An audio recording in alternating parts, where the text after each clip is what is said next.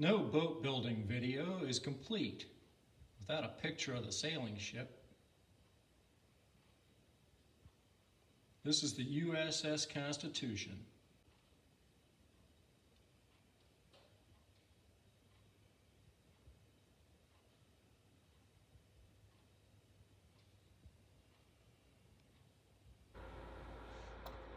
I hunted around in my basement and found some old boxes with some packing foam, and I don't know what came in this foam and what was in a box, but it's real lightweight, but it's real dense. It's pretty thick. So when I want to put, say, my leash plugs in, these are the leash plugs, I just need some little square blocks that I can mount in the board. Like even that almost might be big enough. I think I'm going to have plenty here to cut out some of this and get usable pieces of foam that we'll use for our blocking. I might actually run that through the bandsaw, cut that whole thing right there. I think there's going to be a really big, nice, usable piece down in this section. Let's try that.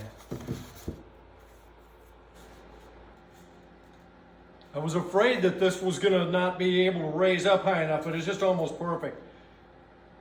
Oh, I hope this isn't going to be a huge mess. It might be.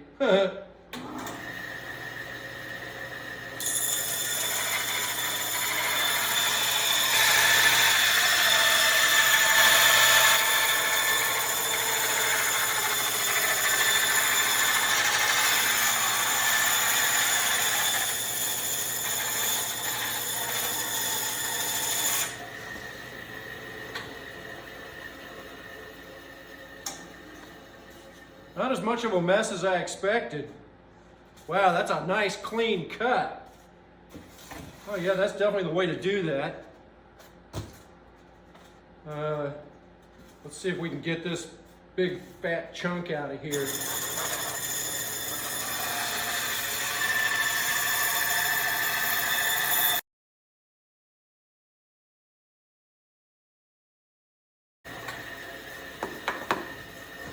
Cool.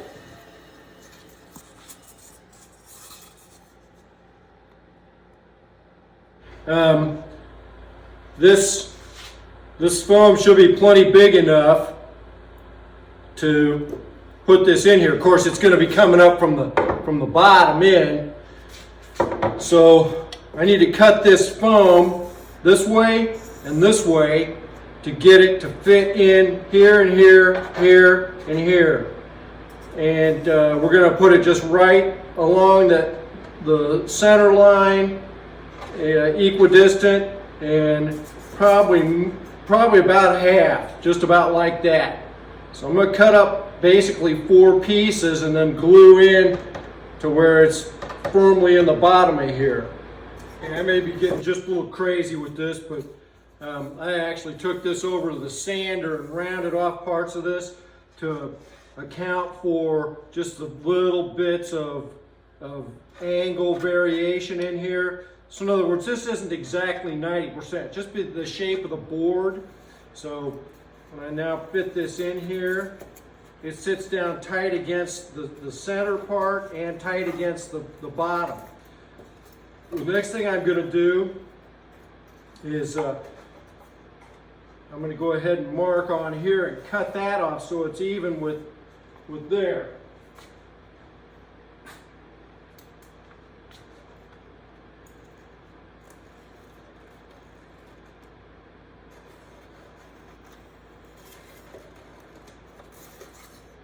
Good.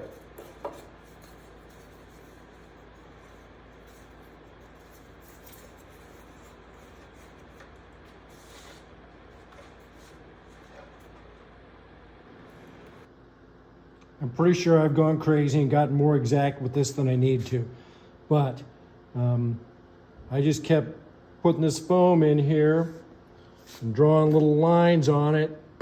Just make sure I get it pretty well flush. Obviously this can be sanded a little bit once it's glued in. It's a little proud right there, but we should be really good. Now we got to remember that It needs to fit tightly on the bottom here because the fin box goes coming from the bottom up.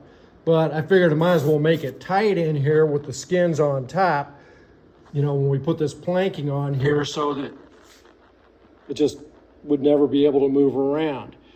So we're gonna glue that in there and move on to the next bit.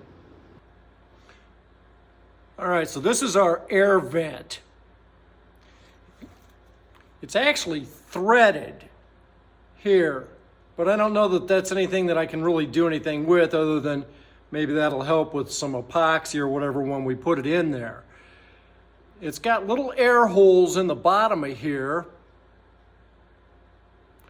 And then it's got this part here that unscrews. But my understanding is that this isn't just a manual vent. I guess if you really needed to air it out, you could pull that out of there. But they say to hand tighten it. And then it's Gore-Tex in there, so like raincoat fabric. It'll let air through, but not water. So I'm testing it out.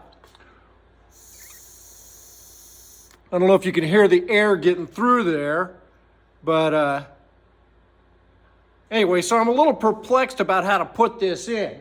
I'm thinking to put it in here in the back, and we've got a hole already right in here, but I don't want to block that, and I don't want I don't want any structure in here deeper than the depth of this. In other words, if I fill this all with foam block like I did here, and then go to drill that in there, I'm just going to be inserting it into an area where there's no airflow. That doesn't make any sense to me.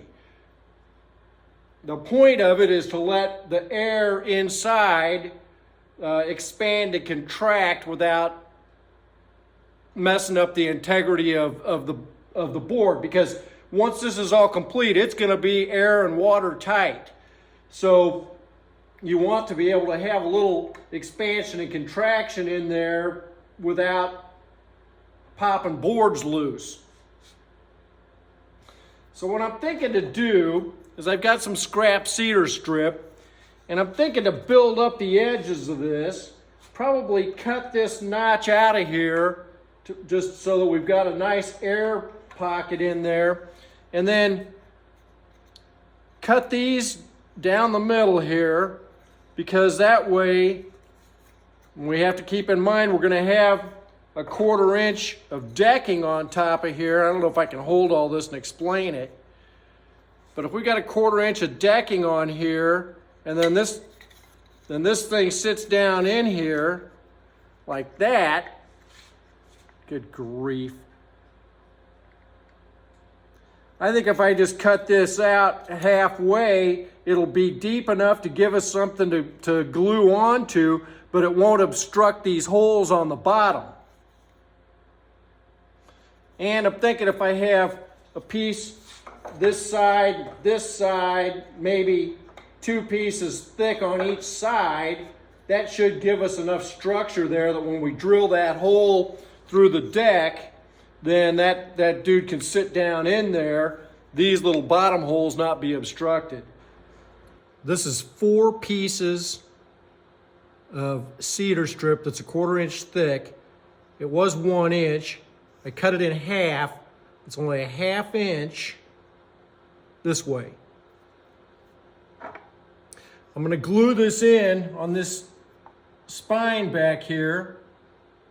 And the idea is then that when we drill our hole out for that vent, it's got some structure that we can glue into, but it's not so deep that our air holes get obstructed at all. We're going to glue it on here, and I've got another one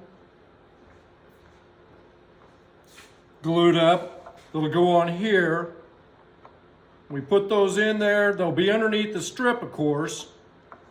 And then this dude's going to just fit right down in there like that.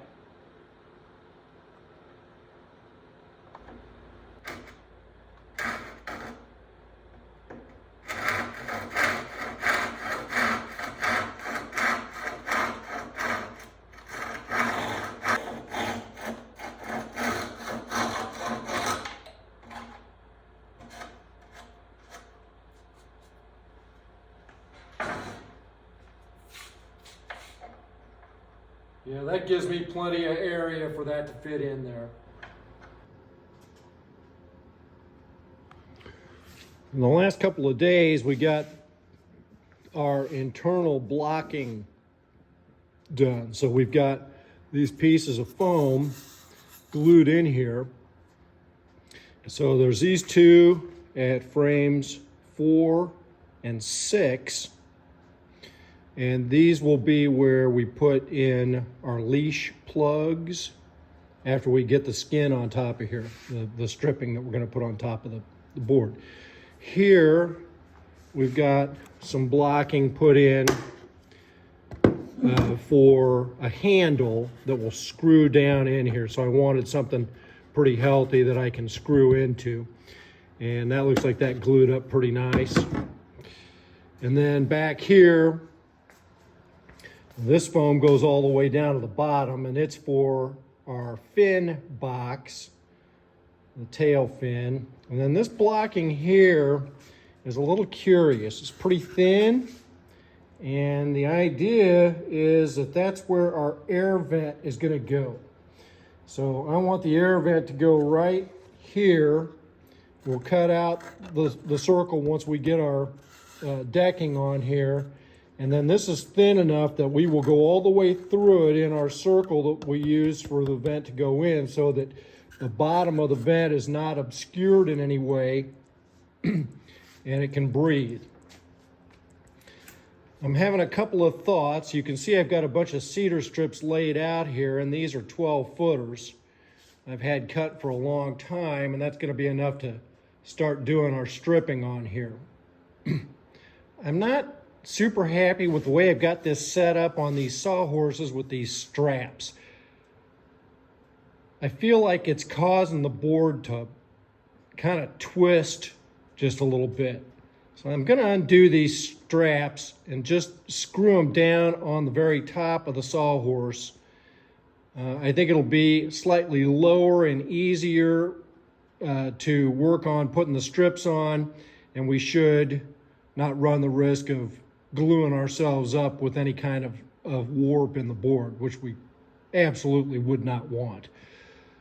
So I think that's going to be our task for today.